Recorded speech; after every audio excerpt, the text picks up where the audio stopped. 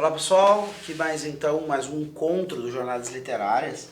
Nós falávamos justamente da importância de assentar bem a noção de bem e mal, né, no começo da jornada literária de alguém, especialmente das crianças, certo? E tem um ponto aqui que nós não ficamos para comentar nesse episódio em específico, que é o seguinte: uma vez que uma criança, né, ou mesmo um adulto pode começar a se dar conta disso, começar a viver em consequência disso, tem bem assentado a ideia de que o bem e o mal não são relativos, ele começa a fazer uma experiência desse tipo de vivência, tá? Então isso é importante. No fato da criança, isso vai acabar criando nela uma firmeza moral e um reconhecimento do tom da verdade e da maldade, certo? Ou seja, estamos falando aqui, alguns vão querer dizer, mas isso é um treinamento, né, Rodrigo? É e não é, tá?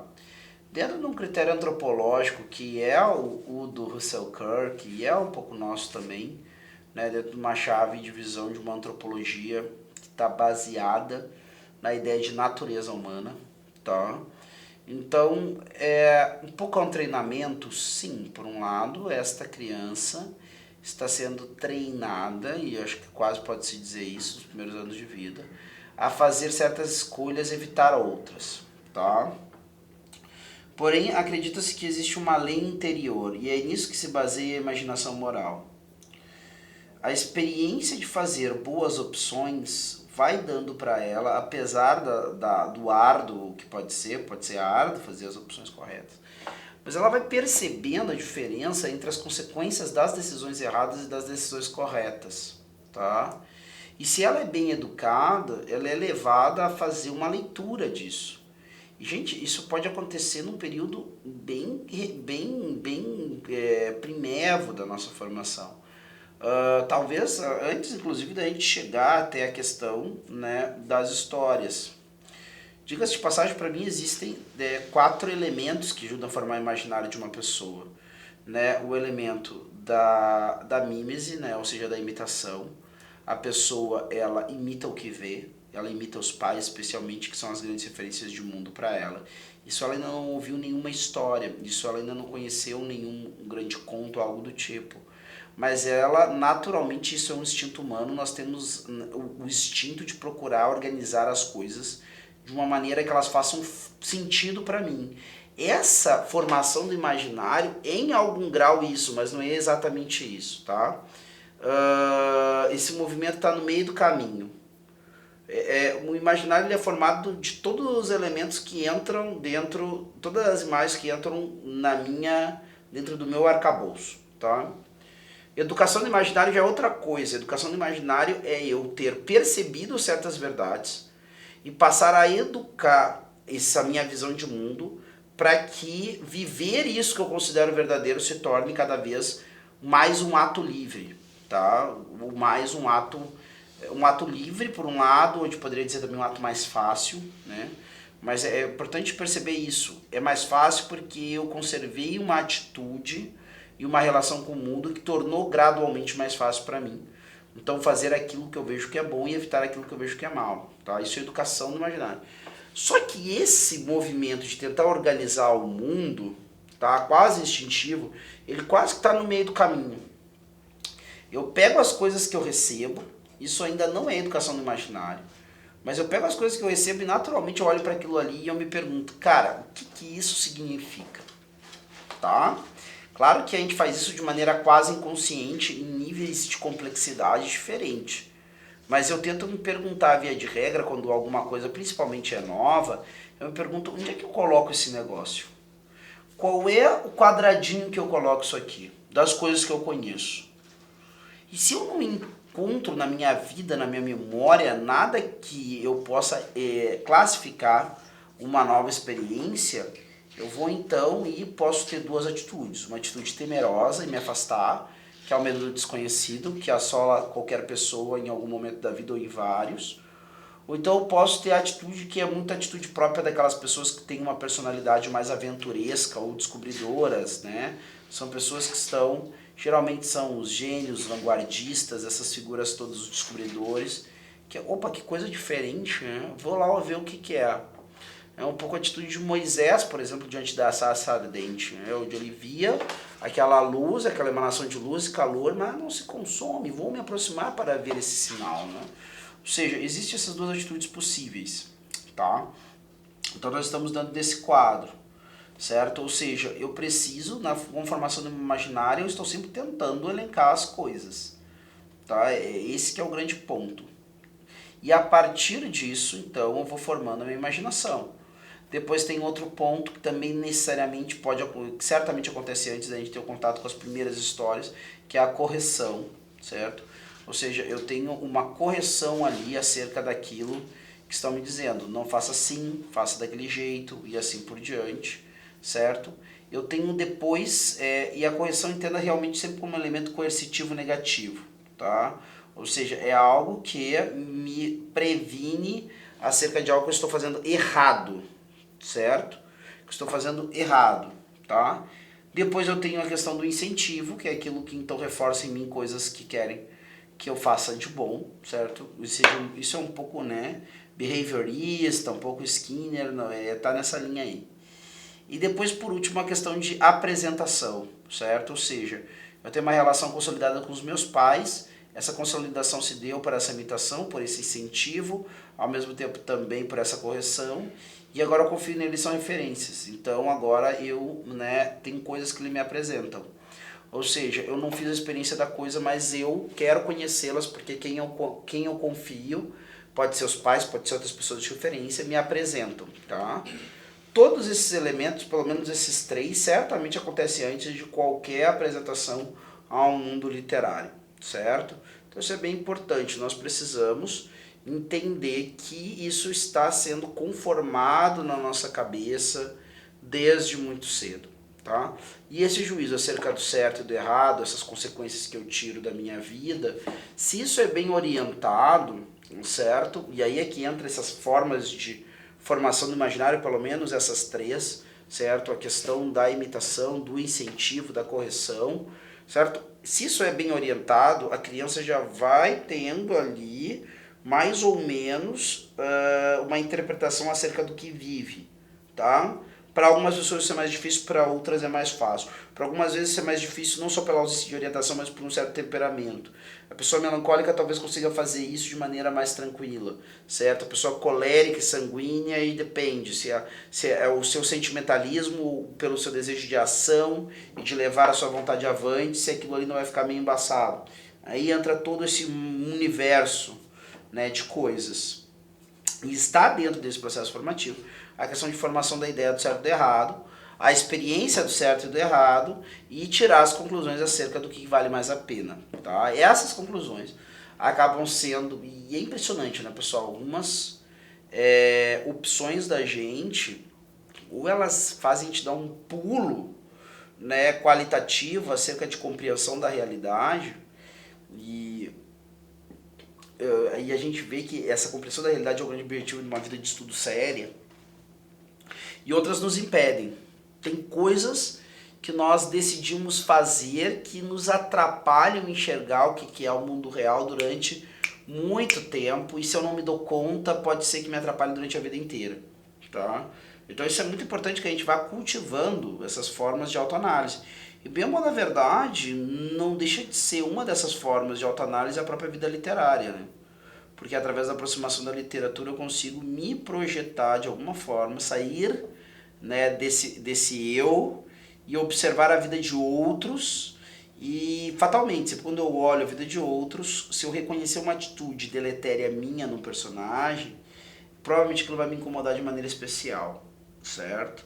Às vezes eu posso até não estar muito consciente do porquê, mas aí vamos entrar em outros elementos cada vez mais profundos, que não é bem o foco do que nós viemos fazer aqui hoje. Depois nós temos como segunda etapa, depois que passamos a coisa da fantasia, né, ele vai colocar histórias narradas e biografias, certo? E aqui nós saímos do campo, né, da filosofia, do mito propriamente, ou do conto de fada, e entramos no campo, né, dos romances que não tem esse gênero. É bacana ler aqui rapidamente esses trechos, é muito curto, não é? E a gente pode ir comentando um pouquinho. Vai dizer o Russell Kirk, né? Meu avô e eu, durante longos passeios que dávamos, quando tínhamos 6 ou 7 anos, olha só, conversávamos sobre o caráter do rei Ricardo II, sobre a vida doméstica dos puritanos e a ferocidade dos assírios. A parceria intelectual de um homem de imaginação aos 60 anos e um garoto curioso de 7 é algo edificante. A minha preparação para essas conversas veio de livros da biblioteca do meu avô. A Child's History of England, uma história da Inglaterra para crianças, de Charles Dickens, né? Grandfather's Chair, a cadeira do avô, de Nathaniel Hawthorne, os 4 volumes ilustrados, History of the World, né? História do Mundo, de John Clarke, e assim por diante. H.G. Wells. Na maturidade vinha discordar das interpretações da história de Dickens e Wells, mas foi tudo para o bem, pois as experiências me estimularam minhas faculdades críticas e me levaram ao estudo correto das humanidades e aos grandes historiadores, Heródoto, Tucídides, Xenofonte, Políbio, Tácito e assim por diante, certo? As leituras das grandes vidas de fato contribuem para a construção de vidas decentes, certo? Aqui está um grande ponto, beleza. Eu apreendi em algum grau, dentro desse elemento, certo? Fantástico, algumas formas, né, muito marcadas de visão de bem e de mal. Por que a história narrada, ou seja, a história aqui nós estamos falando de historiografia, tá? Claro. E as biografias vão dar sequência a essa etapa. Porque é aqui, pessoal, mais do que nas histórias literárias, ou mesmo nas histórias de fadas e nos contos ou nas mitologias, que deve aparecer, sobretudo, essa linha cinza, né, que aparentemente se dá no bem e no mal. Por quê? Porque aqui eu vou estudar as pessoas, e as pessoas, de fato, essas sim, não são definidamente só boas ou más. Elas partem de um princípio ainda por construir e prosseguem, se forem bem sucedidas, certo, na formação plena, na completa formação, do ponto de vista grego, mais pagão, a questão do Spoldaios, esse homem, né, maduro e pleno, até chegar também numa visão religiosa que é, para nós ocidentais, especialmente a visão do santo. Tá? Eu posso falar também no mundo grego, né, no intermediário entre isso, acho que sim, né, pelo menos dizer que o herói transcende o Spoldaios. Né? O herói é aquele que faz atos certos, extraordinários, pois tocados pelos deuses. Né? O Spoldaios é outra coisa. É um homem pelo seu esforço ascético, né, de buscar as virtudes, vai se tornando esse homem plenamente maduro. E aqui nós olhamos a história e a trajetória, geralmente quando tocamos biografias ou quando nós tratamos de história, nós lidamos com homens e circunstâncias que foram considerados insígnes, tá? E aí às vezes as pessoas colocam, não, mas a história tem que estar mais ampla, porque ela não pode ser somente uma história dos grandes feitos dos homens ilustres. Eu concordo plenamente, certo? A historiografia não pode voltar para um estágio onde ela estava especialmente voltada somente para isso, tá? Porém, para a formação humana, para a formação das pessoas, talvez seja mais imediato e urgente conhecerem as vidas ilustres, porque essas vidas ilustres vão nos mostrar de maneira muito clara quais são os grandes dilemas que essas pessoas passaram, e esses dilemas acabam se tornando referências, porque são dilemas que, uma vez resolvidos por elas, não impactaram somente a vida delas, mas de todo um grupo, religioso, nacional, filosófico, sei lá, tá? Ou seja, esse que é o grande ponto. E aí eu pego e transporto essa realidade para mim, certo? Posso me colocar num dilema semelhante, certo? Na circunstância, mas menor na proporção, de vários sujeitos históricos, certo? Quem nunca se reportou a uma grande personalidade histórica que conheça, principalmente se teve participação militar e assim por diante, na hora de enfrentar um grande problema, né? Aqui, cara, eu tenho que me inspirar no Winston Churchill, porque ele teve no pior momento dele, do país dele, e ele lutou e ele não se entregou, never give up, parará, parará, parará. Aí você se bebe daquele exemplo, daquela vida ilustre, para enfrentar, sei lá, o momento que você perdeu o emprego, tem que sustentar sua família, né? O momento que você perdeu um ente querido e tem que aguentar a dor, consolar as pessoas que dependem de você, o momento em que você talvez tenha que enfrentar aquela prova da vida, de um mestrado, de um doutorado, que se você não passar, são planos de ano que vão se perder, ou num concurso público, sei lá o que, certo? E isso te fortalece a tua convicção, por quê? tu olha para a vida de alguém que passou por dificuldades e você vê que o cara não ter desistido fez ele conseguir um bom porto. Então você também, certo? Não, eu também não vou desistir, porque para chegar lá onde esse cara chegou, eu não posso desistir, certo? Eu tenho o meu Dunkerque, eu tenho a minha luta, né, eu tenho a minha batalha da Grã-Bretanha, eu tenho o meu, certo? A gente faz essa transferência. E aí ele vai dizer, a leitura das grandes vidas de fato contribui para a construção de vidas decentes. Não quer dizer que eu, por me inspirar num grande herói, seja de uma história especificamente narrada ou de uma biografia, que eu vou a partir de agora ter uma vida tão ilustre quanto a de um Churchill, ou quanto a de um Napoleão, ou quanto a de um Shakespeare e assim por diante. Quer dizer que eu vou, então, empregar o senso, porque isso é uma coisa fundamental, gente. Pau que bate em Chico, bate em Francisco, tá? Ou seja, aquilo que é errado para o Lord Nelson é errado também para o último camponês da Grã-Bretanha, certo? Não existe diferença entre certo e errado. Assim como ali, né, ele tem que saber reconhecer, assim como o cara tem que saber reconhecer, né, o bem e o mal no galinheiro dele, também o Lord Nelson tinha que saber reconhecer o bem e o mal no navio dele lá, que era uma frota da qual dependia a defesa de toda a Grã-Bretanha, certo? Então, quer dizer, isso é que é o grande ponto, né? Ou seja, as atitudes decentes desses homens, por estarem em locais que são vértices da história, acabaram gerando grandes feitos. Só que a essência da atitude decente é a mesma. Tudo bem, né, pela circunstância do cara, o nível, né, de convicção moral, de certeza moral que ele empregou naquilo ali, é diferente. O cara formou uma personalidade. Também é isso, nós queremos pensar num conceito de providência. A providência colocou realmente aquele cara naquela situação, porque aquele cara era o cara que foi preparado pela essa providência, pela sua liberdade, para estar pronto para aquela situação, certo?